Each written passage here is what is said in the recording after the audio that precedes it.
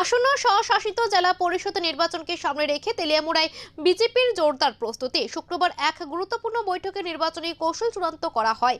তেলিয়ামুড়া মহকুমার একটি হোটেলে অনুষ্ঠিত এই প্রস্তুতি বৈঠকে উপস্থিত ছিলেন রাজ্য বিধানসভার মুখ্য সচেতক তথা তেলিয়ামুড়া বিধানসভা কেন্দ্রের বিধায়িকা কল্যাণী সাহা রায়। তার উপস্থিতিতে মান্দে পুলিনপুর কেন্দ্রের বিজেপি প্রার্থী রাজেশ দেববর্মা এবং মহারানী কেন্দ্রের প্রার্থী বিল্লু জমাতিয়াকে নিয়ে কর্মী সমর্থকদের সঙ্গে বিস্তারিত আলোচনা হয়। আগামী 12 তারিখ অনুষ্ঠিত এডিসি নির্বাচনে জয় নিশ্চিত করতে সংগঠনগত প্রস্তুতি, ভিত্তিক কর্মপরিকল্পনা এবং প্রচার কৌশল নিয়ে বিস্তারিত দিক নির্দেশনা দেওয়া হয়। দুই কেন্দ্রের জনজাতি কর্মী সমর্থকদের উল্লেখযোগ্য উপস্থিতি বৈঠকে বাড়তে গুরুত্ব যোগ করে।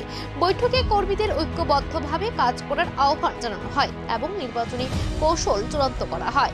দলীয় সূত্রে জানা গেছে, এই কর্মসূচিতে ব্যাপক সাড়া মিলেছে। নির্বাচনের আগে সংগঠনকে শক্তিশালী করতে বিজেপির এই উদ্যোগ কতটা ফলপ্রসূ হয় এখন সেটাই দেখার।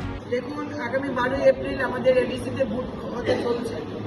আমাদের মান্দাই পুলিনপুরে রাজেশ দেববর্মা ভারতীয় জনতা পার্টির প্রার্থী হয়েছেন, আপনারা জানেন, এবং আমাদের মহারানী তেলিয়ামুড়াতে বিল্লু জমাতিয়া আমাদের ভারতীয় জনতা পার্টির মনোনীত প্রার্থী পদ্মফুল চিহ্নে তারা লড়াই করছে।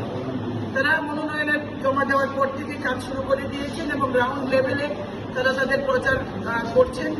আজকে আমরা তেলিয়ামুড়া বিধানসভা কেন্দ্রের যে বুথগুলি এই দুটো আসনে পড়েছে, সেই সমস্ত বুথের নেতৃত্বদের সঙ্গে, অর্থাৎ জনজাতি নেতৃত্বদের সঙ্গে আজকে আমরা একটা পরিচিতি পর্ব, নির্বাচনী স্ট্র্যাটেজি, প্রচার কিভাবে হবে, প্রচারের স্ট্র্যাটেজি কি হবে, স্লোগান কি হবে, আমাদের পরিকল্পনা কি, এডিসিতে আমরা আমাদের ভারতীয় জনতা পার্টির সরকার গড়তে চাই।